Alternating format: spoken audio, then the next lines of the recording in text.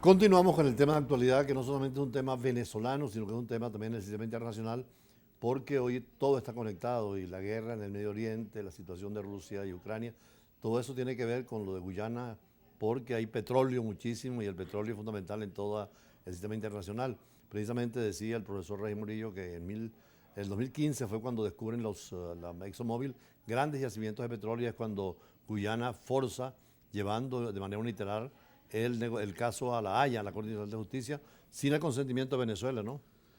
Ciertamente ha sido así.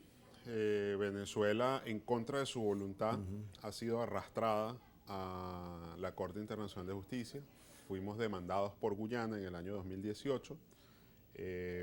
Ayer el presidente Maduro destacó algunos detalles de lo que sucedió en ese periodo del 2014-15 hasta la actualidad. Detalles interesantes, importantes que no se conocían, o no del todo, y demuestra cómo hubo ahí un manejo turbio, contrario al Acuerdo de Ginebra, contrario a lo que ha sido la aplicación del Acuerdo de Ginebra y la posición oficial de Venezuela, que tiene que estar de acuerdo Venezuela y firmar un mecanismo específico para solucionar el problema. Ciertamente, la Corte Internacional de Justicia es uno de los mecanismos de solución pacífica y controversia que están en la Carta de las Naciones Unidas, pero dentro de la que el Acuerdo de Ginebra lo menciona, pero esto quiere decir al mismo tiempo que la Corte Internacional de Justicia para Venezuela es una opción, no una obligación. Además, y eso ha sido expuesto también por expertos diplomáticos venezolanos, un recuento de todas las veces que Venezuela en foros internacionales rechazaba jurisdicción de la Corte Internacional de Justicia en asuntos territoriales, fronterizos y de No, soberanía. y el pacto de Bogotá de 1948 que se pidió a los estados latinoamericanos reconocer automáticamente la soberanía, la jurisdicción de la Corte en materia de fronteras, Venezuela no lo firmó. No lo firmó nunca, ese es un ejemplo. Hay otro ejemplo incluso, Sí, he leído que siempre que se menciona la solución judicial, Venezuela se abstiene en eso. Venezuela se abstiene. De hecho, esa fue una de las razones por las cuales Venezuela, por ejemplo, no firmó la Convención de Derechos del Mar en el 82. Sí, porque había que aprobarla toda. Porque había que aprobarla toda y en esa convención completa estaba el mecanismo de la Corte Sí, Internacional de Justicia o el del Tribunal del Mar, que es el del Tribunal de sí, la aplicación de creado la por ella. convención, que queda en Hamburgo.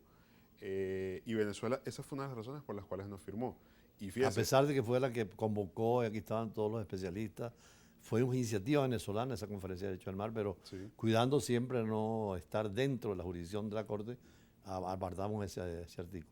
ciertamente. Y fíjese cómo hemos mencionado, ¿no? Desde el año 1948 pasamos a los años 60, a los años 70, 80, hasta la actualidad. El día de ayer, en ese acto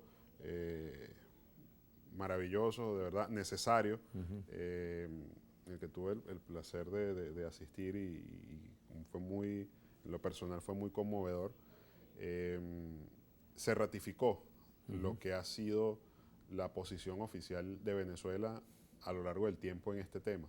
Eso es muy importante para aclarar dudas, confusiones, desinformación de Guyana también. No, y evitar politizar una cosa que es una cuestión ética, moral, jurídica, no despolitizar un poco el partidismo.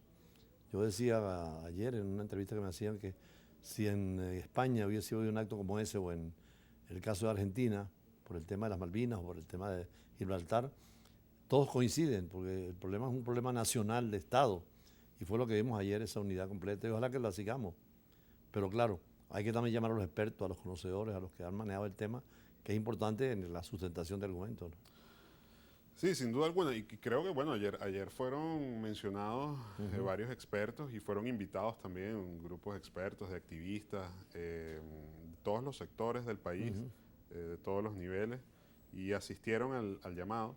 Eh, Siento que fue un llamado sincero, Sí. llamado sincero a la integración nacional, a que el Esequibo sea un sentimiento nacional venezolano.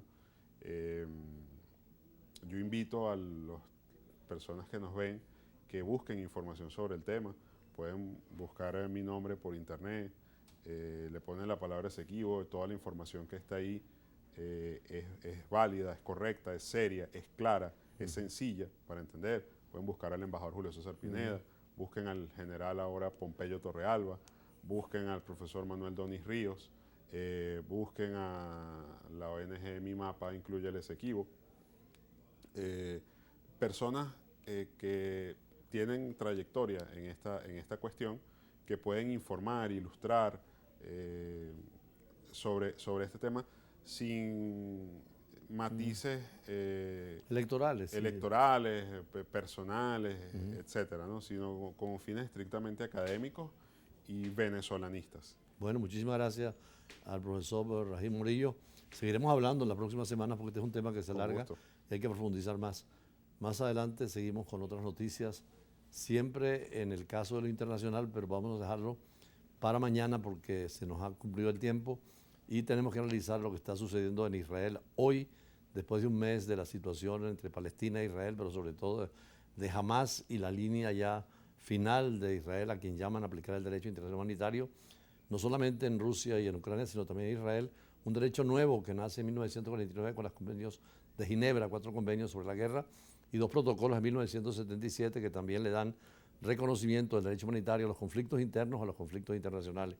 Así llegamos al final del programa y mañana estaremos de nuevo recorriendo las noticias internacionales y su análisis en profundidad. Muy buenas tardes.